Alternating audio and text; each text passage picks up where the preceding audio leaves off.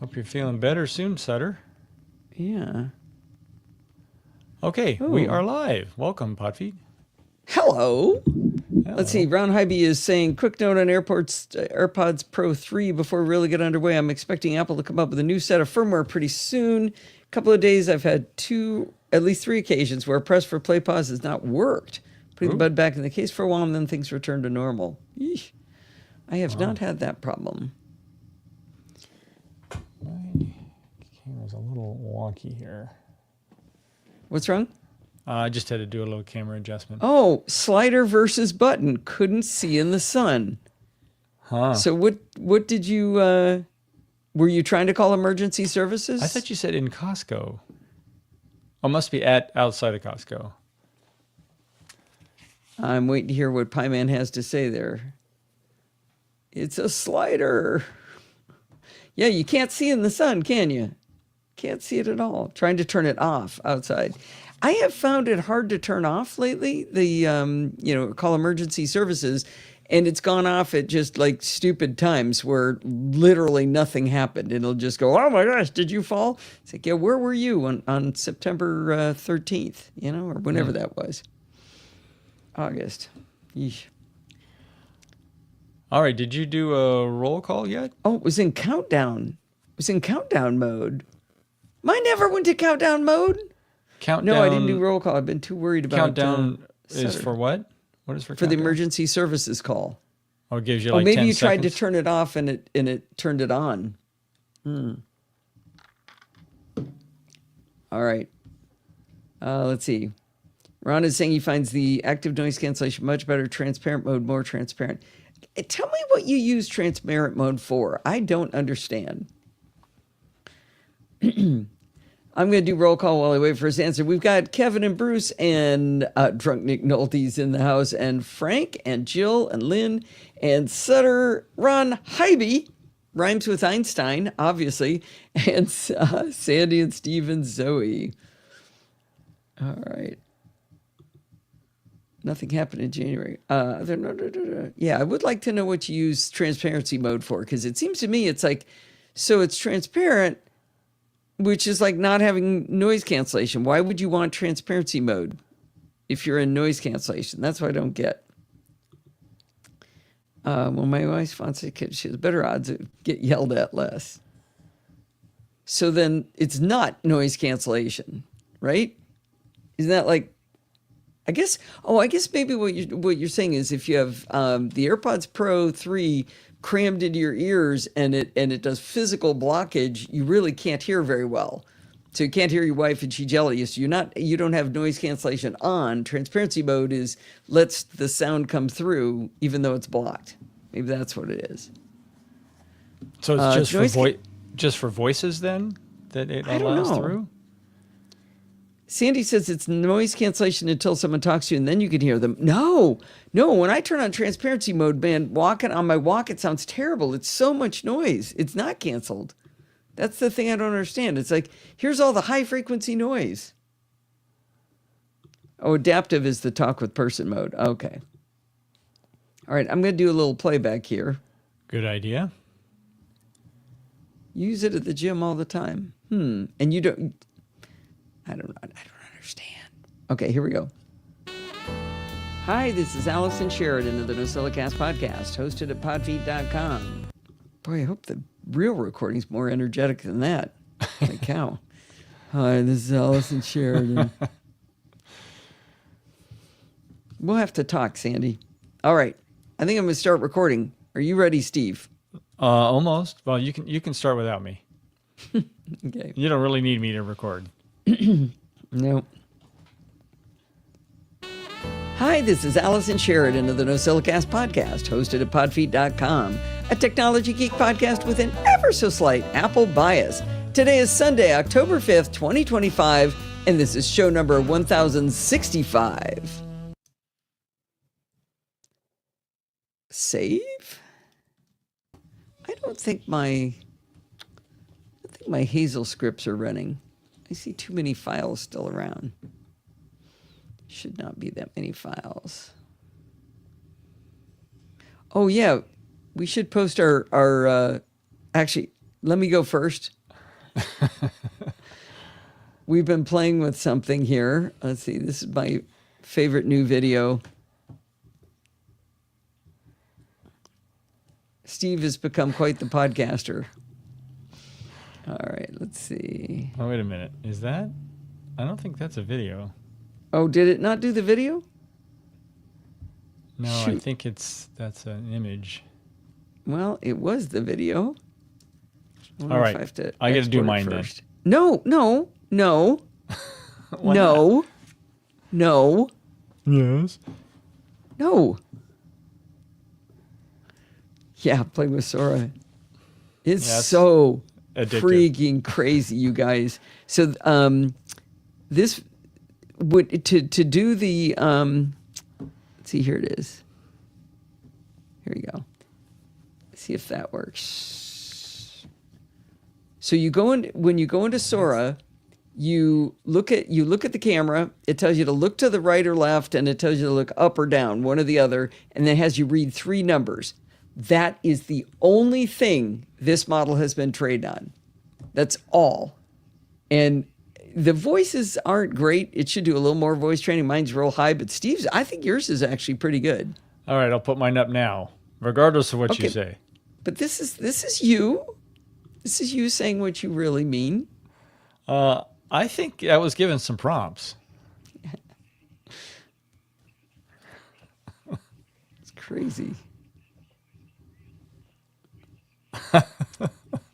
I won't keep boring you on these, but shoot, what? I didn't have it in the video. Didn't have what in the video? I didn't have the Discord. I can just play it again here. Wait, you're playing it? That's just weird. All right, I'm gonna keep us moving here. All right, because I got a lot to read today.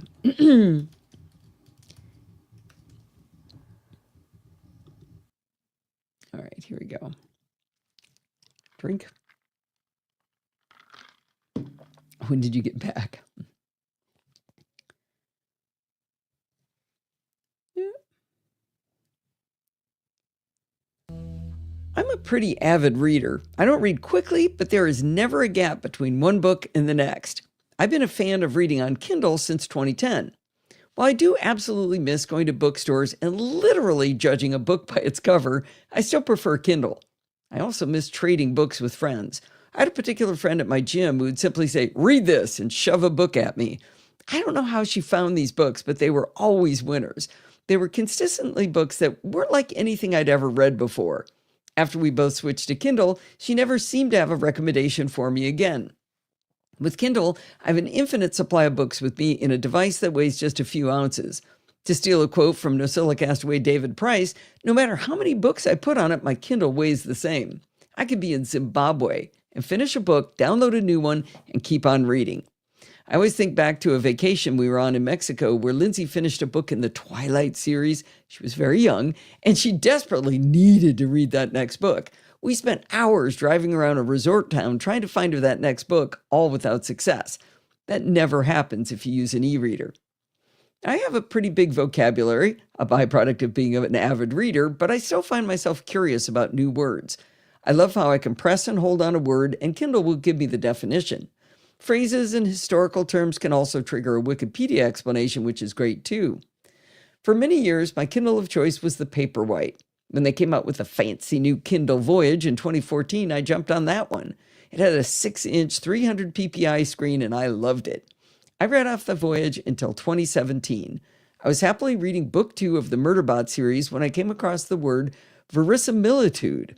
Not knowing the definition, I pressed on the word to highlight it, but nothing popped up. That was the last thing that poor little Voyage ever did.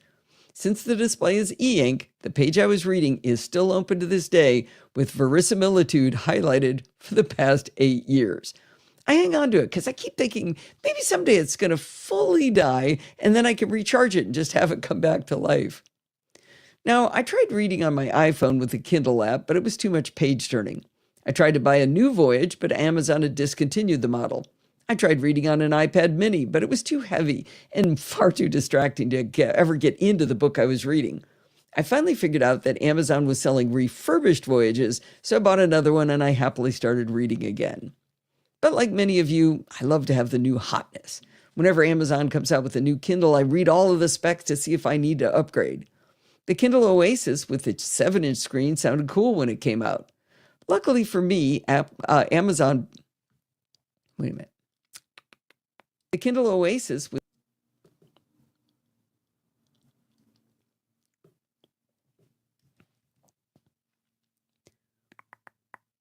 Luckily for me, Amazon briefly had a pop-up store in our local mall, so I got to hold it in my hand back then.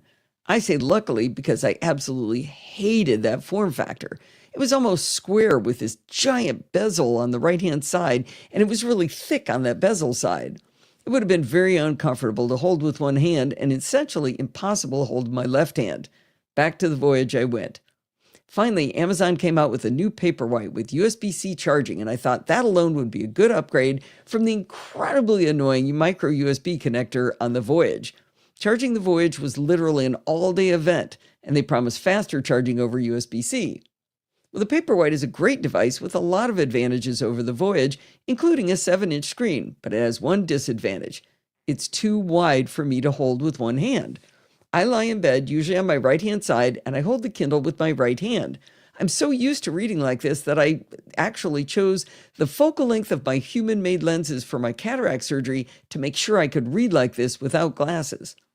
The good news it was that Steve, with slightly larger hands, was happy to take the new Paperwhite off of my hands. He did admit to me recently that his hand aches a bit after reading for too long of a time on that wider Paperwhite, though. Now, a few months ago, Pat Dengler and I were goofing around at Best Buy, and we went to look at the new Kindle Scribe. This is a competitor to the Remarkable 2, which lets you read books and annotate them with a stylus or write standalone notes. I played with the stylus out of curiosity, and I found it seriously lacking in responsiveness. I wasn't in the market for the device anyway, but it's still fun to explore options. I also looked at the ColorSoft Kindles to see if they looked like fun. I hadn't heard great things about them, and when I saw they were essentially the same form factor as the Kindle Oasis, that was the deal killer. Next to the Oasis on the display was a wee tiny little baby-sized Kindle, and I remember turning to Pat and saying, "Well, that's cute, but it's way too small." When I got home, I started poking around on the Amazon website, looking at the various Kindle options, and I found the plain, let's call it Kindle Nothing. It's got the same 6-inch screen as my beloved Voyage and a slightly smaller form factor. You can't squeeze the sides to change pages, which I always found difficult to do on the Voyage anyway. Amazon said that this new Kindle Nothing is 25% brighter. They didn't say brighter than what. Now, it's not a long shot that it's probably brighter than my geriatric Voyage, but guess what? This Kindle Nothing is the very Kindle I told Pat was way too small when I saw it in the store. Well, the Kindle Nothing with 16 gigabytes and ad-supported comes in black or matcha, which is an olive green color, and it's only $110. I don't care about getting ads, but I prefer to see the book cover to give me a 28% higher probability of maybe remembering the name of my book. You're hoping to learn to read soon? That's nice, Kevin. I splurged and dropped an extra $20 to remove ads. At $130, it's a darn sight cheaper than the too big, poorly reviewed ColorSoft at $250. I'm pretty darn happy with the Kindle Nothing. USB-C makes me unreasonably happy. Now, we all know there's a 50-50 chance of getting the connector in the wrong way with micro USB, but you'd all back me up saying it's really closer to 90-10 getting it wrong. Charging is also dramatically faster on the Kindle Nothing over USB-C, so that's lovely as well. Now, power on the Voyage was on the back right towards the top as kind of a recessed button, and it always took me up 2 separate presses to get it to go off. The Oasis and Kindle Nothing have a tiny but easy to press button on the bottom. This is a good thing when you're sleepy and you want to quickly turn it off, but if you ever want to stand the Kindle up to read, like on an airplane, it will often shut itself off. I know we could add cases that would fix this problem, but then the Kindles would be bigger and heavier, reducing the joy that is reading on a Kindle. Hey, Steve, can you look for the word airplane and make it not capitalized, please? Okay.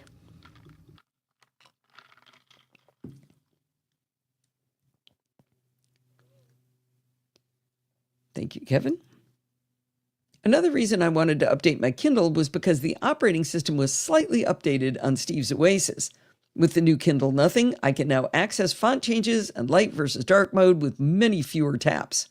Is that right? Many fewer? Much fewer taps? Anyway, fewer taps. The interface is curious, though. If you tap at the top of the screen, you can see buttons for font, jump to pages or chapters, view your annotations, bookmark search, and a 3-dot menu at the top, just as you'd expect. But it also changes the display to show where the page you're reading is in the book by showing half of the page before and after where you are, along with a slider and more options to view and change your location. It's not a bad thing, but I'm not used to seeing that much information at once. In the old operating system, you still just saw your page. Now, here's a funny story. I complained to Steve that my Kindle wasn't charging and that it was stuck at 38%. I changed chargers, I changed cables. Just in case, I even charged where I was plugging it into the wall. I was off to write to Amazon to ask them for a replacement device when Steve noticed I was looking at the percentage I was through the book, not the battery charging percentage. Anyway, the funny thing is, this is just pure silliness on my part. The two numbers are in the same spots on the Voyage and on the Kindle Nothing.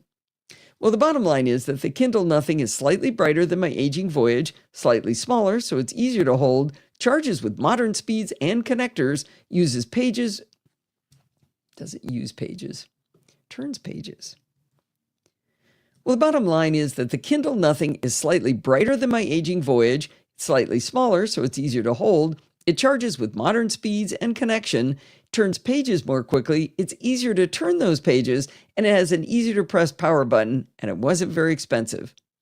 I was telling Steve this whole story, and he had one question. He asked me, what does verisimilitude mean anyway?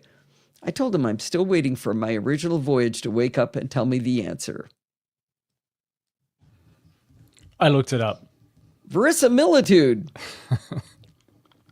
I looked it up on my Kindle Oasis. Did you? How No. did you do that? You'd have No, to find the page. No, Actually, you have the book. You could find it. Yeah, I'd have to find the word. But it's in the Murderbot book, right? Uh-huh. There we go. All right.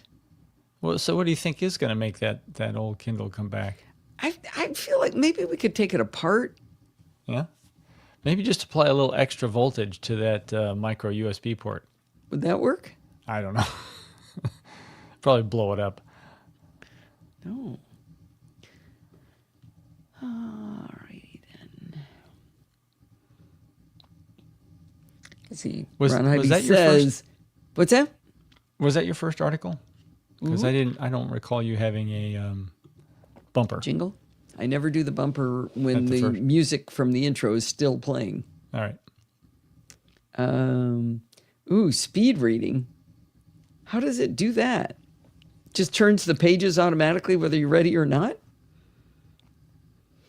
That's not good. Forces you to read fast. Oh, Word Runner shows a word at a time. The Kindle app on the Kindle also has the bookmark in the upper right. But you know what I noticed? It's not moving the bookmark. It's bookmarking every page that you ever tap that on. So it sort of doesn't help me because I don't know which bookmark is the right one. Finding you got to like go to the end one. You got to unbookmark it as soon as you open the book again. And what do you need to bookmark it for anyway? I used to bookmark and then I couldn't figure out why I was doing it. To get back to that page. Why do you need to get back to that page? Something interesting happened. Okay. I guess. You could make a note Yeah. in the book. Okay. Bookmarks are handy if you're reading on more than one device, but it syncs between devices. All right, this one's going to be nerdy, and you're definitely going to want to follow along with the pictures. Here we go.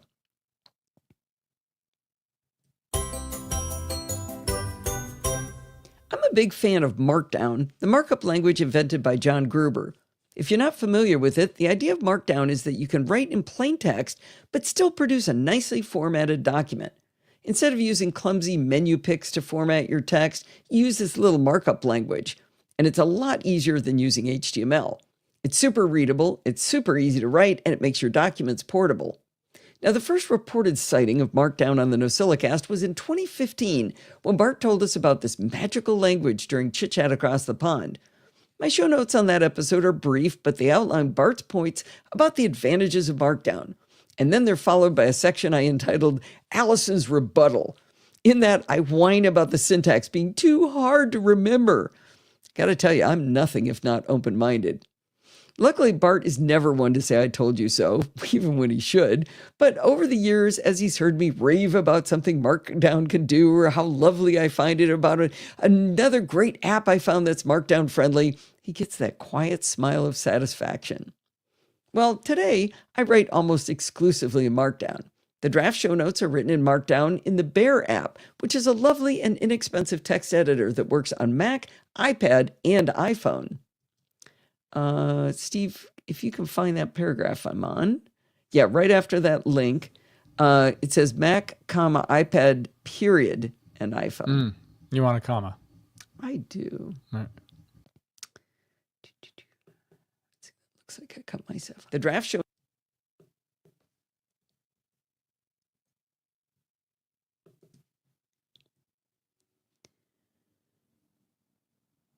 The draft show notes are written in Markdown in Bear app, which is a lovely and inexpensive text editor that works on Mac, iPad, and iPhone.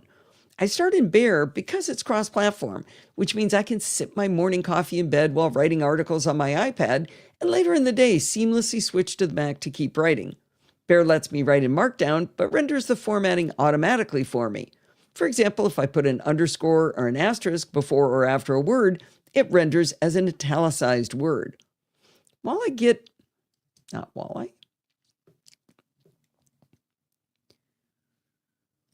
the article pretty much finished, on the Mac, I choose Copy to Markdown from Bear, and then I paste it into MarsEdit to be published as a blog post. MarsEdit also lets me write in Markdown, and I get to see a live preview of the rendered article. And from there, I can drag in images, and MarsEdit formats them into the pretty figures you've come to know and love. It's a little bit more advanced in HTML than what you could do in Markdown. Now, I would start my articles in MarsEdit, but it only runs on the Mac. I'm so enamored with Markdown that I decided to teach it to the Screencast Online audience. I just finished the tutorial, but it won't air until late October. I've spoken often about how the best way to learn something is to teach it, and Markdown was no exception. I started by teaching some simple syntax, including double asterisk or double underscore for bold, double tildes for strike through, an asterisk with a space for a bullet, and check boxes. They add double square brackets to the bullet. I ventured through building tables by hand, which is easy and fun the first few times, and then how to use a web-based table generator to save time. I taught some fancier stuff too, and while doing all this, I kept switching apps so the learners on Screencast Online could see how many different ways you can use Markdown. I showed, for example, how you can use some simple Markdown language in messaging apps like Facebook Messenger, WhatsApp, and Telegram, but notably not Apple Messages. Now, the reason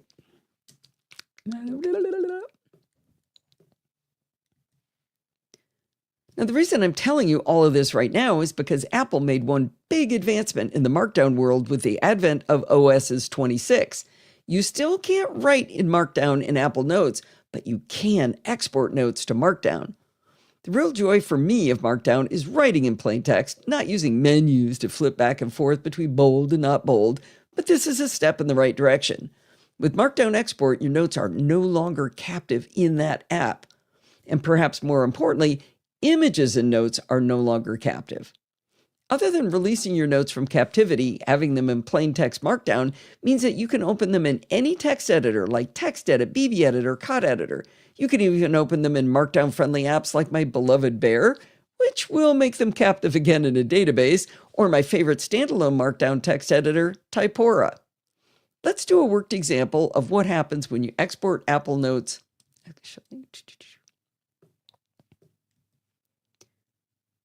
There are a bunch of Markdown apps on the iPad as well.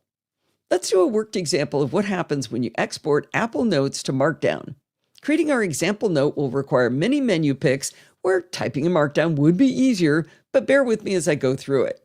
You can do this experiment with me on iPad, Mac, or iPhone, but I did it on the iPad since I'll be able to show a few more cool tricks that arrived with iPadOS 26. We're going to use notes to create a heading at the top, a couple of bullets, a numbered list, words in italics, bold, and strike through. Then we'll throw in a table, a quote, and a couple of checkboxes. If we're feeling frisky, we'll even embed an image. When we're done, we'll export the note and image to the Files app and then see how it looks in a couple of other different Markdown apps. Now, to create a heading, we have to go up to the toolbar at the top of Notes and tap on the little AA button. If your window's too narrow, by the way, say if you're using windowed apps on iPadOS 26, you won't see the AA button, which is swell. You have to widen the window to see it. Across the top of the pop-down menu that shows up when you hit the AA, you'll see Title, Heading, Subheading, followed by...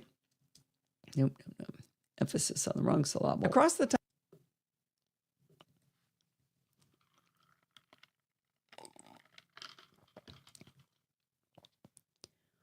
Across the top of the pop-down menu, you'll see Title, Heading, Subheading, followed by Body and Monostyled.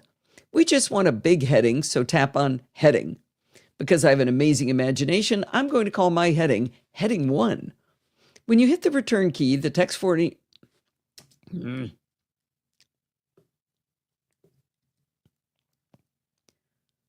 When you hit the Return key, the text formatting window will keep heading and bold highlighted. But if you hit one more return in the note, it'll switch you to body style. This is actually an improvement in Notes in iPadOS 26, that little window stays open. It used to close, so you had to go in and out and in and out of it. Now, in a life-changing enhancement to Notes, oh, shoot. I did write that. When you hit the Return key, the text formatting window will keep heading and bold highlighted. But if you hit one more... That's where I want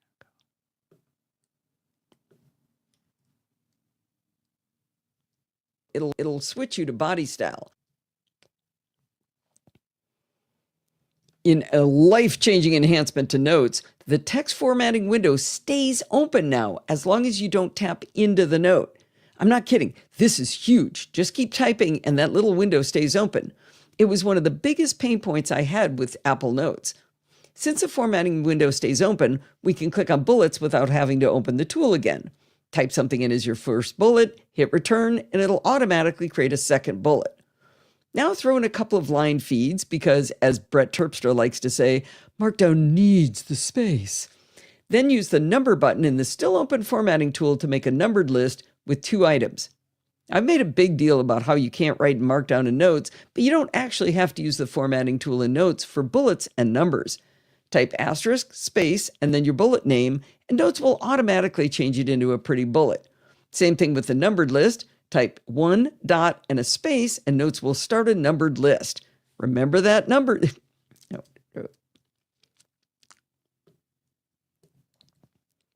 Remember that space, though. You have to put the space between the 1 dot and what you want to type. When you hit return, you're going to get a second you want to type.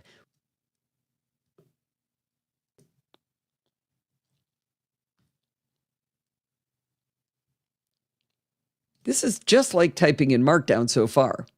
Now, to create formatted text in Notes, we can do some of it with keystrokes. You can use Command-I for italics and Command-B for bold if you have a keyboard that you could do that with on your iPad. But if we want strike-through, we have to trot back up to the text formatting tool again. In that same menu, you can choose Underline or use Command-U. But if your goal is to create good Markdown, do that with caution. Interestingly, Markdown doesn't support underlining. I'm stumbling too much. Interesting.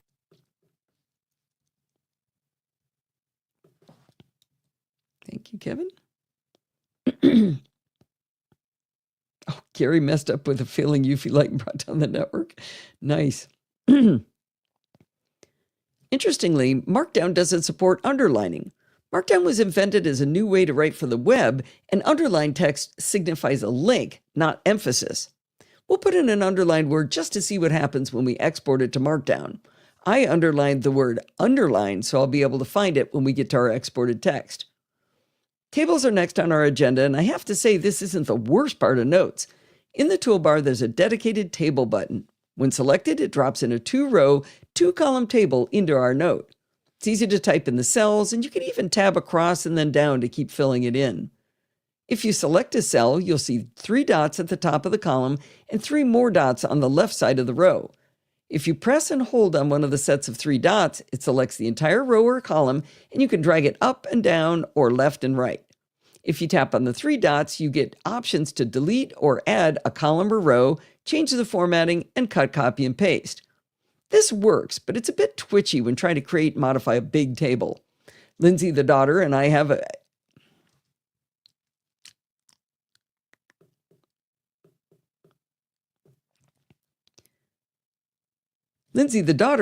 a giant table in an Apple Note where we mark down what episode of Grey's Anatomy we've watched. After 21 seasons, this table, I should say, is getting big. When I created the table, I decided to put the latest episode at the top, but Notes insists on putting the added row below the selected row. That means every time I add a row, I have to then move it to the top, and then it's kind of twitchy. It's hard to get it to slide into place. I suffer, I really do. All right, our next order of business is to create a block quote. To do that, we definitely need a trip to the toolbar and our AA formatting button friend. In the bottom right of the dropdown, you'll see a button with a vertical line and a solid square to the right. That's the block quote button. I'll put in my favorite quote, "What problem are we trying to solve?" Now, checkboxes are easy in Notes because, like tables, they have a dedicated button. As soon as you tap that button, you'll get a hollow circle where you can type the action you plan to take. We'll make 2 of these and check just one of the boxes so we can see the difference in markdown of an unchecked versus a checked box. Finally, let's drag an image into Notes because we are feeling frisky. If it dominates your note because it's huge, press and hold on it and choose View as Small. Now, if you're good at following directions, you'll find something like the image that I put in the show notes if you're following along with the text. All right, we're finally ready to see the magic under the hood with the new export to markdown capability in Notes. I have to confess that I had to ask Mastodon where the option was on iPad. I knew it was supposed to be there, but I couldn't find it. I looked at all of the buttons in the toolbar, and it wasn't there. Dan Morin chimed in to remind me that with iPad OS 26, we got another new thing. We now have a proper menu bar. Now, in my defense, you do have to either pull down very gently from the top of the screen to reveal the menu bar. You don't want to get your notifications. You don't want to accidentally get, Control Center over on the right. You got to do it in the middle. You got to pull down very gently. Or if you're using a trackpad, you can slide the cursor up to the top of the screen. So it wasn't that obvious. Anyway, the command we're looking for is under File, and it says Export as Markdown. You'll get a window that offers to let you share the new Markdown document or save to files. When the Save dialog box comes up, you get to choose the save location. For this demonstration, I chose the OneWriter folder in iCloud because that's one of the apps I'm going to use to show you how this looks after export, but you could put it anywhere. At the bottom of this little save window, you can see you'll be saving a folder, not just a document. You can change the name of that folder before you save. Now, another huge what was that? Did you just unmute by chance, Steve? It's weird. No. Well, I did now, but not before. I heard like a... All right, thank you. Good excuse to save and drink.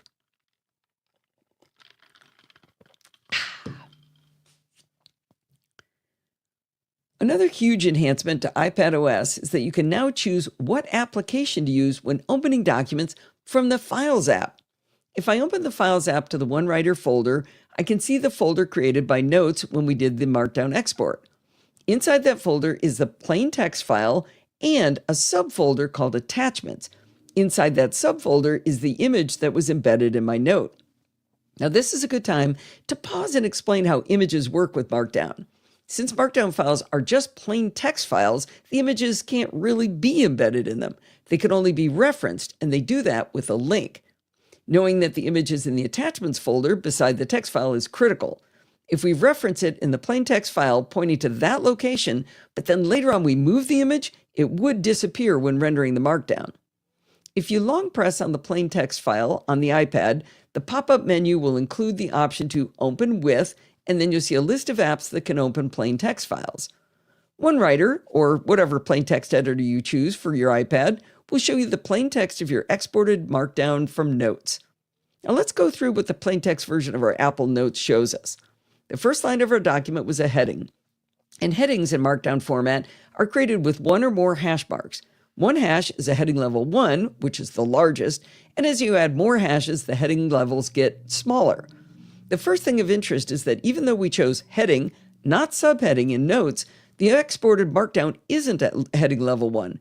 It's a heading level 2. Not quite sure why they chose that in the translator, but it's something to keep in mind, because those headings are super important, especially for screen readers. When people are trying to follow along and figure out what's sub to something else, those heading levels actually really matter, so it's not just visual. Now next you should see our 2 bullets, which as I mentioned, are created with asterisk followed by a space. Then we see a line feed, and then 1 dot, space, and 2 dot space for our numbered list. Remember, we're still looking at the plain text, so everything looks great so far. Below that, we see very simple Markdown formatting for italics. As asterisk on either side, emphasis below that, emphasis on the wrong syllable.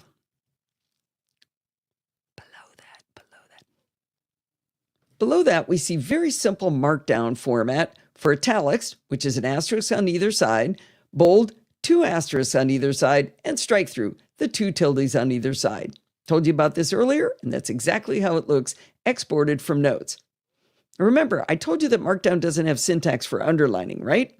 Well, Notes just made up some annotation out of whole cloth, as Bart would say. It put 2 plus signs on either side of the underlined word. There are many variants of Markdown, but from my research of every one that I could find, this double plus annotation is not a thing. Remember this annotation when we look at the file in another app.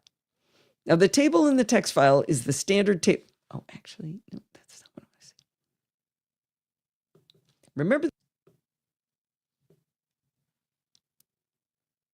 Remember this annotation when we look at how this renders. The table in the text file is the standard table syntax for Markdown, which uses pipes to separate the columns and hyphens to make the header separator row. So we're all good there. The block quote is standard too. All you have to do a block quote is a simple greater than symbol followed by a space. It's so easy to type and it's so readable. Now checkboxes are shown with a hyphen, space, and then a left and right square bracket. And you either have a space in between the brackets or an X between them, depending on whether the task has been completed. Notes has exported this section perfectly with all standard notation. Finally, we see a proper Markdown link to the image, which is an exclamation point followed by 2 square brackets holding the alt text for screen readers, followed immediately by 2 round brackets which hold the image file name and the path to get there. Everything in our exported plain document looks in order, other than the phantom underlined Markdown. And OneWriter has a preview button that lets you toggle back and forth between viewing the rendered Markdown and editing the plain text. OneWriter shows everything beautifully rendered except for the imaginary formatting for underline that was created by Notes. It simply renders the double plus signs, treating them like any other typed characters. Now there's a wee bug in OneWriter which I just submitted to the developer, and it's at the bulleted list followed by a number list, even with the appropriate line feeds giving it the space, turns the numbered list into a bulleted list. So I just see 4 bullets in a row. So again, it's just a bug, and I'm sure the devs is going to get this sorted quickly, as OneWriter's in very active development. I think the last update was like a week ago. I'm equally sure that the developer has been super busy all summer working to make OneWriter work properly with the new OSs with rounded corners and menus and liquid glass. Now, just in case this was some sort of bug introduced by Apple Notes export to Markdown, I also opened the plain text file in another Markdown editor viewer for iPad called MWeb. I never played with this one before, but when I opened it,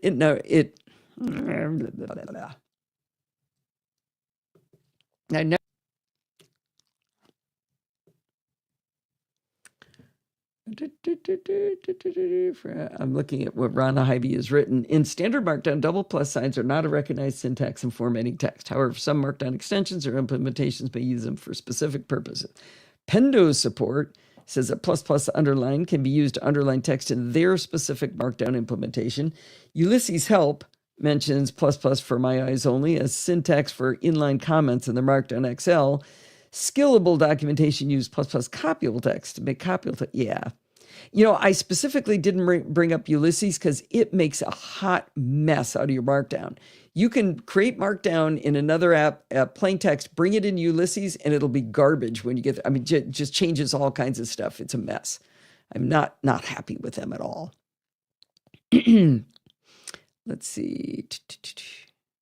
File in another Markdown editor viewer for iPad called MWeb.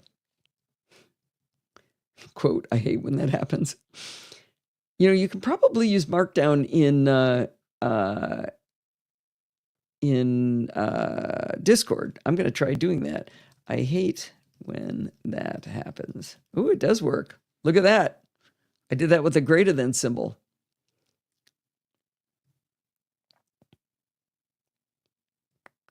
For iPad called MWeb. Now, I'd never played with MWeb before, but it rendered the numbered lists properly along with everything else, including the tables. In both OneWriter and MWeb, the link to my image that's in the attachments directory at the same level as the plain text document rendered perfectly. Now, shockingly, I got much deeper into the topic of Markdown export from notes than I thought I would. You can tell I'm having a lot of fun with Markdown, so I couldn't help myself. I'm evidently really amped up on this topic. I still wish Apple would let us write in Mark. Why did you hit the plus sign, the space bar to stop that? I'm evidently really amped up on this topic. I still wish Apple would let us write in Markdown, but the latest version of Apple Notes is a lot easier to use to format text, and having Markdown export means files are no longer captive. I almost forgot to explain something I mentioned briefly at the very beginning of this article. It's always been very difficult to get your images out of Apple Notes too. But with Markdown export of a note, all of the images in that note will be nicely exported into that attachments folder. This works not just with one Apple Note. You can select multiple notes, export as Markdown, you get all of the separate text files, and all of the embedded images will be filed in one attachments folder. I'm not sure that solves a problem for anyone, but it's still pretty cool. I hope this walkthrough Markdown export from notes tickled you to experiment a bit with Markdown. Did you just do ++ neat to get neat? I didn't even mention block quote or about code. Code is fun. I'm sure code works in here. Yep. See, it's is that unispace? Monospace. Yeah. Monospace. All right. Let's ask for money. One monospace. Why are you writing ones around it? Wonder if you can do tables in here.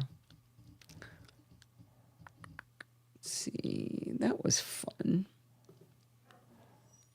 A lot of the social sites like Reddit and what's another one? Well, I guess Discord to some extent use Markdown for comment. Maybe you should have watched my Markdown video, Steve. Maybe I should have.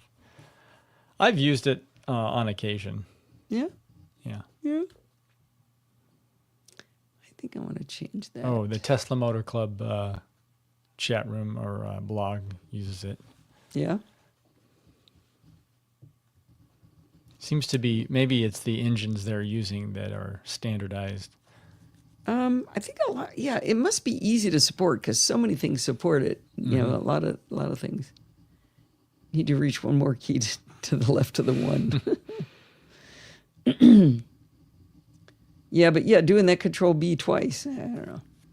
It's easy to hit a tick mark. All right.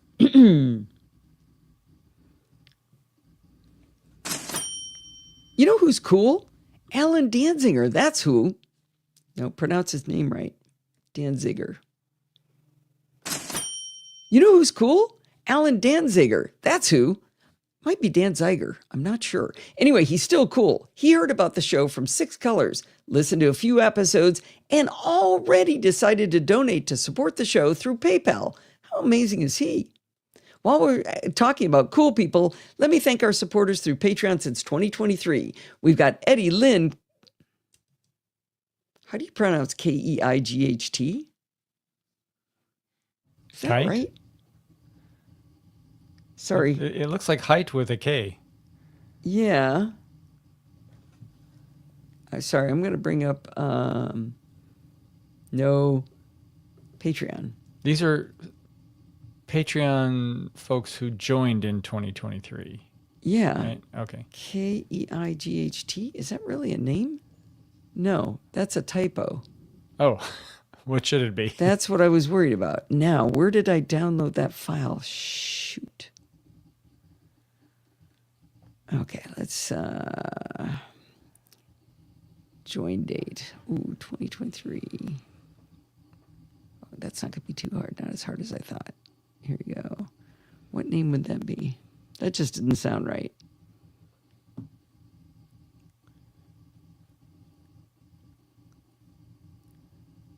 Something 8? Look. Heath.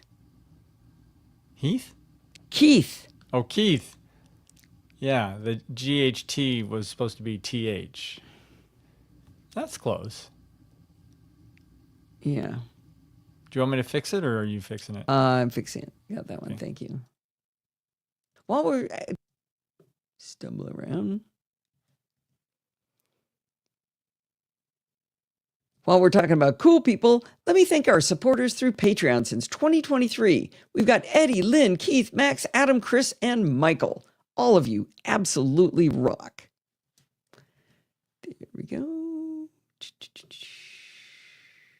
Ooh, chapter mark.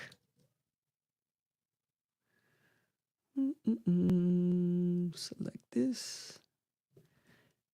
This is basically going to be the opposite of talking to Bart. It's Adam and I talking about photography on iPhone, and everything he says is the opposite of what Bart would say. Tried using the Discord icon tonight. The bottom right line said received errors.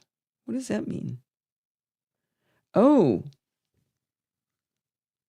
Are you talking about on podfeed.com/live, dopey one? By the way, hello. I wonder if that's what he's talking about. Podfeed.com/live? Yeah, there's a There's a Discord icon that's supposed to let you in. I don't know. All right. I'm gonna do something difficult here. Oh, yeah, I get the same. Let me make a note. Yeah, we'll have to address this later. Hang on. My notebook. Wonder how long that's been broken. Yeah. Well, thanks for bringing that to our attention. Thank you. Oh, I did this. Oh, goody. I get to check everything off on that page. Oh, not quite. There's one thing not done. Dang it. Podfeed Live Discord button. You know, I wonder how that might have gotten broken when I switched servers. Oh, no problem. Button broken. Okay. All right. I do have a few things to fix on the new server. It doesn't have FTP access, so it's not updating my WordPress plugins, which is very dangerous. All right, let's see how this sounds here. Lee rock.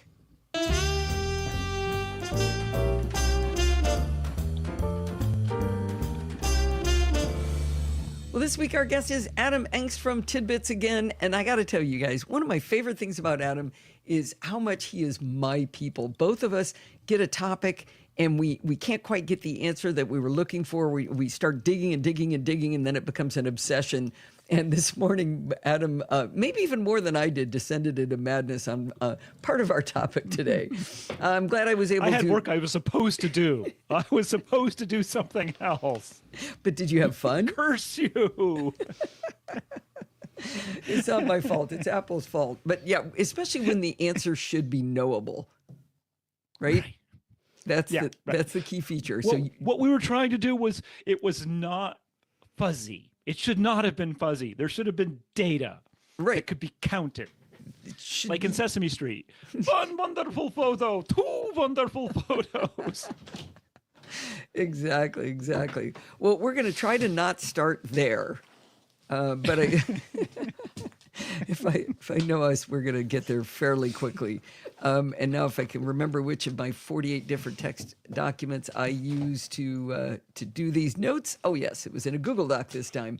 But we wanted to start by talking about the iPhone 17 and versus the Pro, and maybe last year's phone, and kind of talk about. Oh, Adam's holding up his 17, and I've got my 17 Pro here.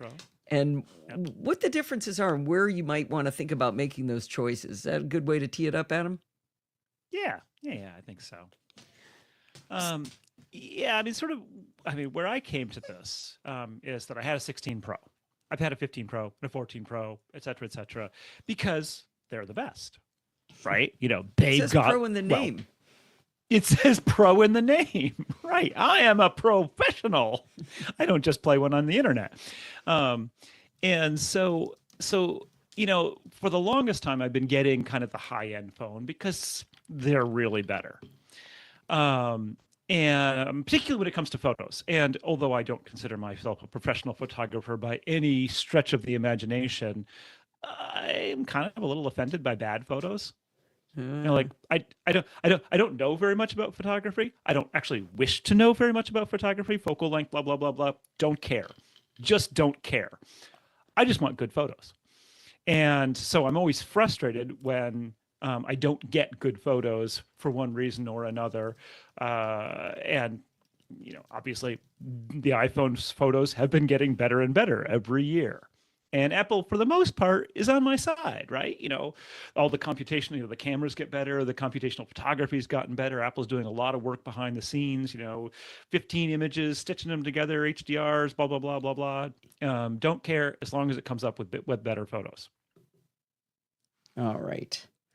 Yeah, I just love the heck out of that guy. He is so fun. He's just so happy. He's so much energy comes back at me. It's great.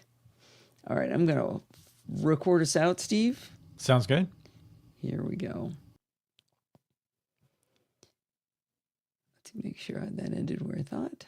That way. All right. We'll talk to you soon, Adam. Okay. Thank you. I never know how to end with him, though. All right, here we go. Hush. Well, that is going to wind us up. Oh, get your thing. Well, that is going to wind us up for this week. Did you know you can email me at allison@podfeed.com anytime you like? A lot of people do, and I love talking to the audience. I just love it. If you have a question or a suggestion, even if I said something wrong, and I bet I said at least one or two things wrong in that markdown thing because I don't know everything on it, you should write to me and send it on over to allison@podfeed.com. Now, remember, everything else starts good with... Geez, what is wrong? You can't even do everything good starts with podfeed.com. And remember, everything good starts with podfeed.com. You can follow me on Mastodon at podfeed.com/Mastodon. If you want to listen to the podcast on YouTube, you can go to podfeed.com/YouTube. If you want to join the conversation, you can join our Slack community at podfeed.com/Slack. In there, you can talk to not just me, but all of the other lovely NosillaCast castaways. Yop has been putting some really funny stuff in the Delete Me channel, so he's kind of challenging Alistair right now. Anyway, you can also support the show at podfeed.com/Patreon or with a one-time donation at podfeed.com/donate with Apple Pay or any credit card. Or you can do podfeed.com/PayPal like the delightful Alan.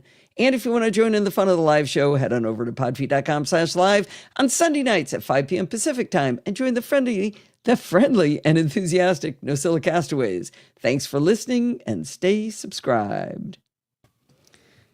I've decided to leave more fumbles in. Not when it's totally the wrong word, but Yeah, be like Bodhi. Be like Bodhi. We get to see Bodhi. Yeah. Wednesday? Oh, I just thought of something. Oh, Tom probably can't come. His show's on at 1. We should tell him anyway. Yeah. The Bodhi's going to be there. And stay subscribed. All right. You've decided to, Jill? Yeah, your show is much smoother now that you're not doing as much editing, doing it in video. It's very smooth now. I like it. You never took the mistakes out. All righty. Steve, how many chapters do you count? I count 4. Yay! Me too. We have There are agreement? 4 lights. Never gets chapters. old, right? No. All right. I think we're going to call it. I think it's time to go. I think it is. Oh, my interview with Bodie was good. Thank you, Bruce. Yeah, it was a lot of fun. I forgot to talk about that. Dang it. I have to talk about it next week. Yeah, I talked to him about my car accident. So the one I wasn't in, my car was in. So. All Gets right. confusing. Yes, it gets very confusing. All right, everybody. I'm going to say goodbye. Goodbye. Sign us out, Steve.